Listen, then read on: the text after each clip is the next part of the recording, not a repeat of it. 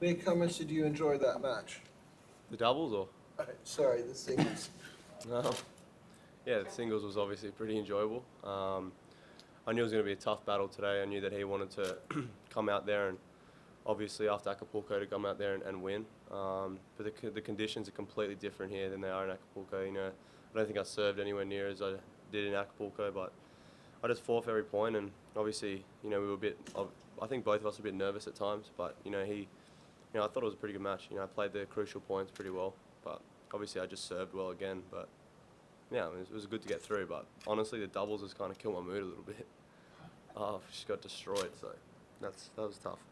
Nick, how good did it feel to, I suppose, like back it up after what you did in Acapulco 2 weeks ago? Yeah, I mean, that felt good. Obviously, to kind of prove that it wasn't just a one-off thing, and you know, I think I played well. I knew what my tactics were going to be, and yeah, it felt good to back it up again. Talk about your ability to go for it on the second serve. It's a little bit of a gamble when you really do, but talk about your second serve a little bit. Yeah, I mean, it's been like that for a long time. You know, I've lost some matches from it. I've won some matches from it, and you know, I'm okay with if I go for it. At least I know that, you know, I gave myself. It's high percentage for me. It's high percentage to go big under pressure. That's my game style. So if I miss, I miss. But I know that I went down, you know, playing my game. Nick, sorry. So just judging by your reaction, it looked like it meant quite a fair bit to you. Yeah, no, I think beating Djokovic for anyone's a pretty big win, especially for me. I think, yeah, it just felt good. You know, I competed for every point. It was hot out there. We played for 2 hours. It was just a good, honest win. And yeah, I think there'd be something wrong if I wasn't a bit happy after that. What do you remember about the first match against Roger Federer in Madrid?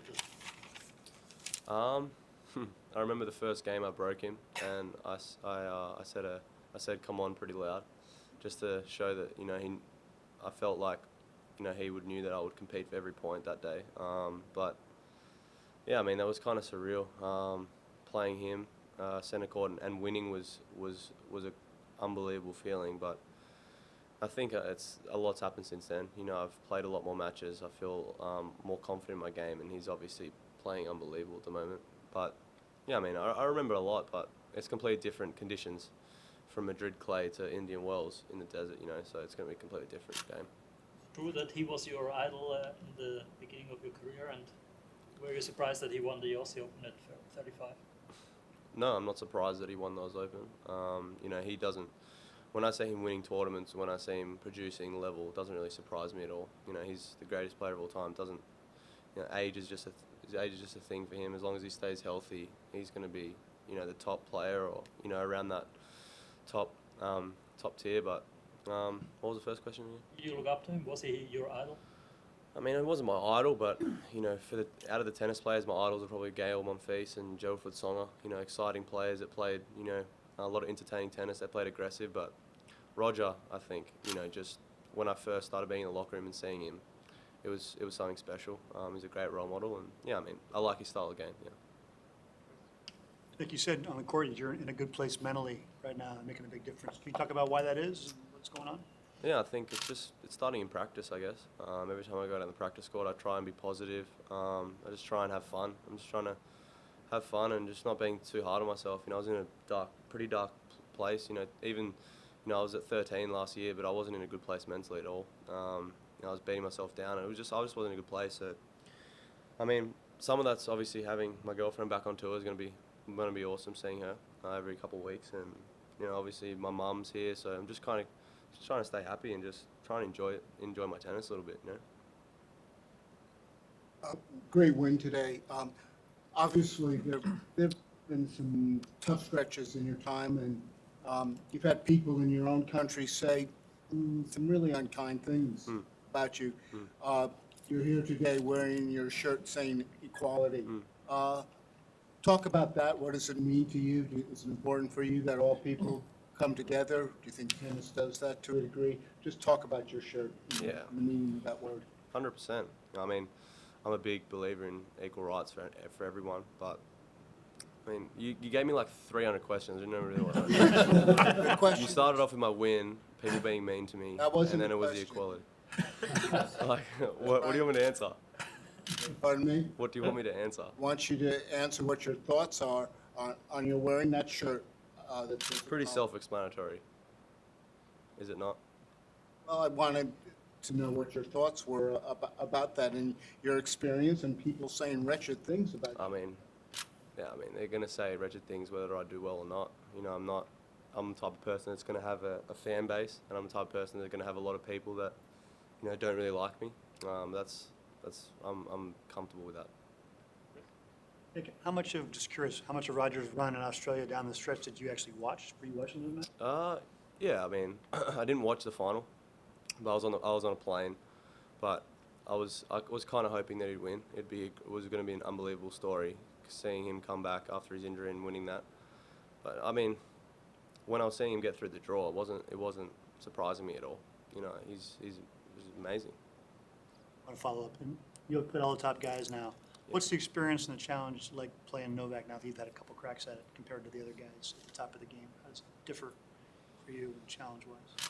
Yeah, I mean, well, I played, you know, for instance, I played Zverev a couple of days ago, and I thought, you know, level was incredible. You know, I mean, it's actually, the level's not that different, I don't think. You know, it's just about being able to bring that every single day, and that's what the top guys do the best. You know, I think Alexander some days could play a higher level than Novak, but he couldn't bring it as consistently as Novak can. So I think that's the main difference. Hi, Nick. I hope Hey. you can hear me because my voice is That's kind okay, of no problem. I'm just curious to hear a little bit about your experience playing with Nenad Zimonjic this week. Obviously, tonight's match didn't go as Yeah. you guys had hoped, but did you get much time to hang out with him? Do you know much about his story or his career? Did he give you any interesting advice, good advice? Yeah, I mean, I've been in the locker room for a while with Zimo now, and we always talked about playing together. And you know, we both didn't have partners this week. A couple of things went differently than we planned, and we ended up playing together. And he's a great guy. I actually practiced with him a couple of times, you know, before my singles or you know the day off, and he was great. He was helping me a lot on the tennis court. He was giving me some tips here and there, and you know, it was good. Obviously, worked today, but my experience was good. I had the best win of my life on the doubles court with him. Obviously, being the Bryans was very surprising for me. I don't know how we did it. But yeah, obviously, I wanted to do a lot better tonight. You know, I did try hard, but I was obviously just a little bit tired. But you know, I'm glad. You know, whenever he wants to play again, I'm happy to play with him. He's a great guy, and he's helped me a lot. More questions, Ronnie? Nick, did you know that when you beat him in Madrid, it was the birthday of his twin sons? I didn't know that. No. I think that hurt him the most. I think he's alright. I think Roger's alright. I don't think he really cares.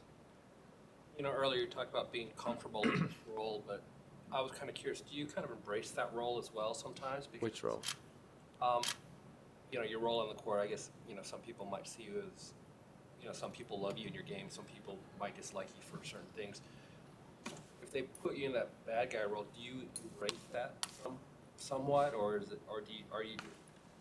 I don't think I'm a bad guy at all. Honestly, like I've had a couple mix-ups on the court, but that's in the heat of the battle. That's when you know you're competing, you're angry, you're emotional. But off the court, I don't think I've done. You know, I haven't done anything against the law. I haven't drink drive. I haven't shot someone. I haven't stolen or something. Like I'm not a bad person. You know, in the scheme of things, if you put it in perspective, I'm really not a bad person.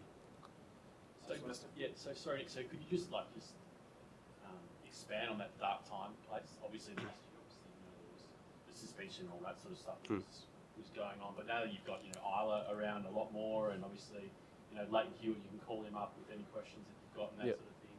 Does that also mean that you're kind of enjoying tennis a bit more now than what you were? Yeah, I mean, just towards the end of last year, I was just going to places and dreading going, like, just really dreading to go into tournaments.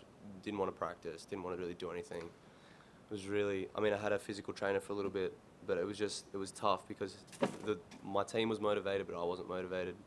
So it's like, and then, I don't know, I mean, after Australian Open was tough as well. Obviously, it felt like the whole of Australia was against me after I lost. Even though no other Australian did really well, but I copped it all, I felt. And then, yeah, I was in a dark place, didn't really want to play for a bit. I was honestly going to take a break for, who knows, I was talking to my team like I can't really play anymore. Sorry, was that After I was open, and then I went to spend a week with my girlfriend, and then Rusty called me up, Leighton, and then he really wanted me to come play Davis Cup, and that was the best thing I could have done. Come back and be with the boys, and I just found some enjoyment practicing again. And yeah, I don't know what happened. Something switched, and now I'm really enjoying it again. And we still talk to this day, the whole Davis Cup team, and I think that's helped me the most. That having some people on my side, and they have my back, so that's been the key. Thanks, everyone.